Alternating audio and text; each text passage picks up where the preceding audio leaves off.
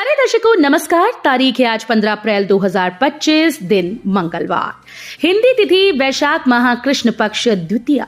आइए नजर डालते हैं हमारे प्यारे राज्य हिमाचल प्रदेश की तमाम बड़ी खबरों पर। वीडियो शुरू करने से पहले कमेंट बॉक्स में जय हिंद लिखकर हमें सपोर्ट करें और हाँ, वीडियो को पूरा जरूर देखें क्योंकि इस वीडियो में हम जानेंगे बिजली, पानी, मौसम, सरकार के नए नियम, ऐलान। तो चलिए शुरू करते हैं।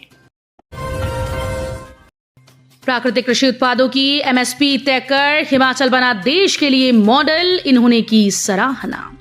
प्राकृतिक कृषि उत्पादों के लिए न्यूनतम समर्थन मूल्य एमएसपी निर्धारित कर हिमाचल ने देश के लिए मॉडल स्थापित किया है। ये कहना है देश के जाने माने खाद्य नीति विश्लेषक और कृषि विशेषज्ञ देवेंद्र शर्मा का। उन्होंने कहा कि एमएसपी तय होने से हिमाचल के किसान जैविक खेती के प्रति प्रोत्साहित होंगे और रसायनों के प्रयोग से भूमि की उर्वरता भी प्रभावित नहीं होगी। शर्मा ने किसानों की आय बढ़ाने के लिए पूरे देश को हिमाचल मॉडल अपनाने का भी सुझाव दिया है। जैविक कृषि उत्पादों की खेती के लिए किसानों को प्रोत्साहित करने की नीति पूरे देश के लिए पथ प्रदर्शक है। जैविक खेती को बढ़ावा देने के लिए हिमाचल ने गाय और भैंस के दूध के लिए उच्च खरीद मूल्य की घोषणा की थी और इस बजट में इसमें वृद्धि की। फिर से बदलेगा मौसम, 16 से बारिश और बर्फबारी की संभावना। हिमाचल प्रदेश में आने वाले कुछ दिनों में फिर से मौसम करवट बदलने वाला है। मौसम विभाग शिमला के अनुसार मंगलवार यानी 15 अप्रैल को पूरे राज्य में मौसम शुष्क और साफ रहेगा। इस दौरान लोगों को धूप का आनंद लेने का मौका मिलेगा, लेकिन 16 अप्रैल से एक नया पश्चिमी विक्षोभ सक्रिय होने वाला है जो राज्य के मौसम में बदलाव लाएगा। 16 और 17 अप्रैल को प्रदेश के ऊंचाई वाले क्षेत्रों में बारिश और बर्फबारी होने की संभावना जताई गई। कांगड़ा में जल्द दौड़ेगी वंदे भारत ट्रेन, चक्की पुल से बढ़ेगी रेल कनेक्टिविटी, पर्यटन को मिलेगा बूस्ट।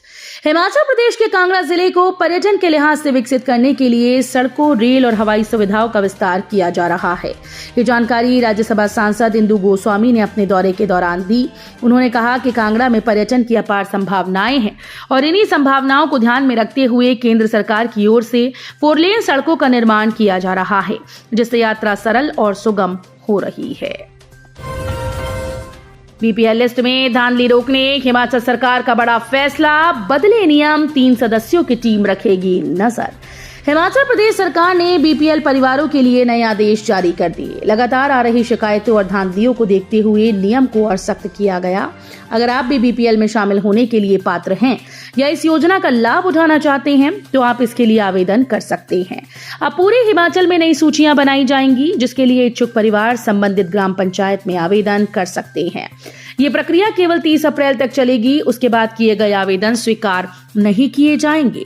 इसी क्रम में जिला कांगड़ा की ग्राम पंचायतों में भी बीपीएल परिवार में शामिल होने के लिए प्रक्रिया चल रही है।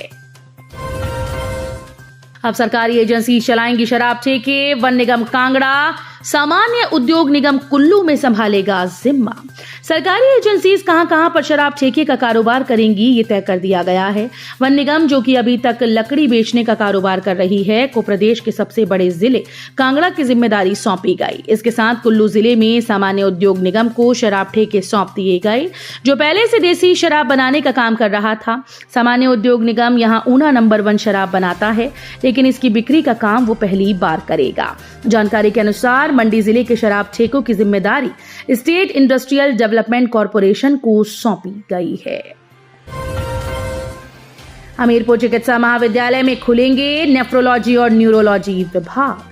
मुख्यमंत्री ठाकुर सुखविंदर सिंह सुक्खू ने संविधान निर्माता भारत रत्न डॉक्टर भीमराव रामजी अंबेडकर की जयंती के उपलक्ष्य पर जिला हमीरपुर के उपायुक्त कार्यालय परिसर में डॉक्टर अंबेडकर की प्रतिमा का अनावरण किया और लगभग 38 करोड़ रुपए के विभिन्न विकास कार्यों के उद्घाटन व शिलान्यास किए। इसके उपरांत उपायुक्त कार्यालय परिसर में कांग्रेस पार्टी के अनुसूचित जाति विभाग के द्वारा आयोजित अंबेडकर जयंती समारोह में संविधान निर्माता को श्रद्धांजलि अर्पित कर मुख्यमंत्री ने कहा कि डॉक्टर अंबेडकर ने भारतीय संविधान को ऐसी अद्भुत संरचना प्रदान की जिससे प्रत्येक नागरिक और समाज के सभी वर्गों का कल्याण व उत्थान सुनिश्चित हुआ। प्रदेश में सरेंडर रूट्स पर नहीं चली बसेज, अब तक मात्र 8 रूट पर ही आ सकी प्राइवेट बसेज।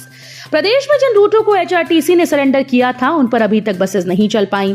जानकारी के अनुसार अभी मात्र 8 रूटों पर ही प्राइवेट बसेस चल सकी हैं और शेष रूटों पर अभी इंतजार हो रहा है। प्राइवेट ऑपरेटर इन सरेंडर रूट्स के लिए दिलचस्पी नहीं दिखा रहे।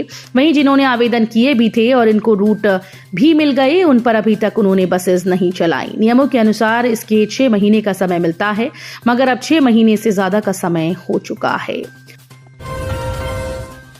ड्रीम 11 से चमकी किस्मत, रातों रात करोड़पति बना हिमाचल का युवक।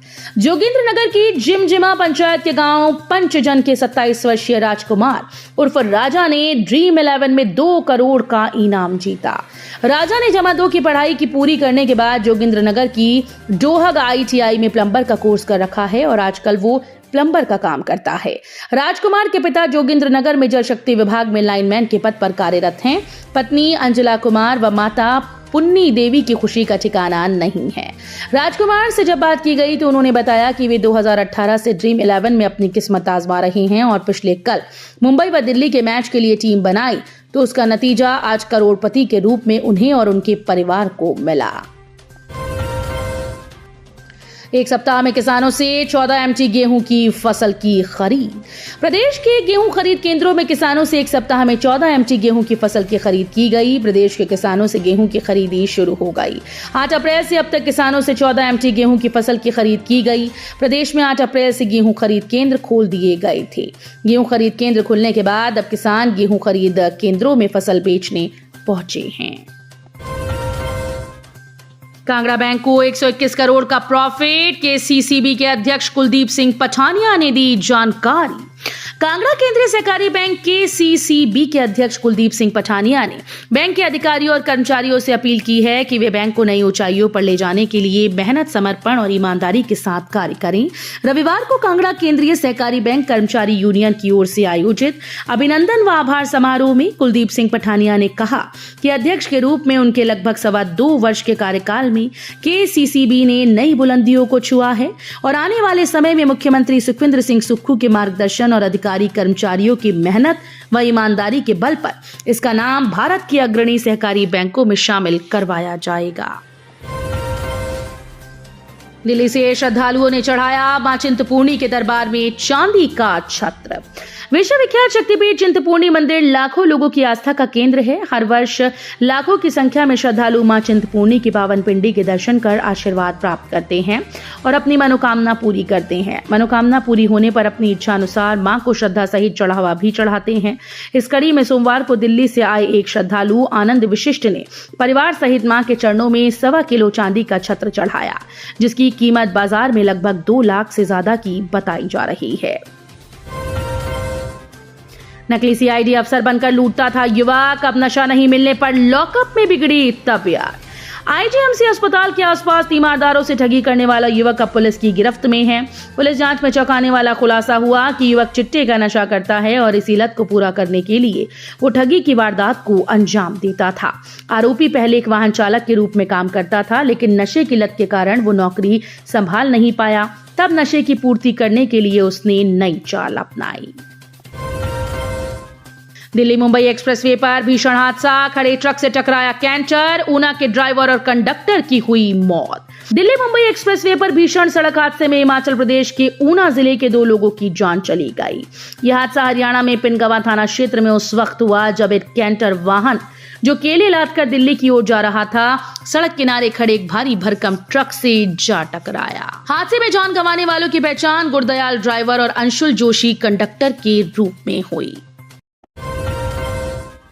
तो ये थी आज की फटाफट खबरें। हम मिलेंगे अगले बुलेटिन में, तब तक के लिए धन्यवाद। जय हिंद।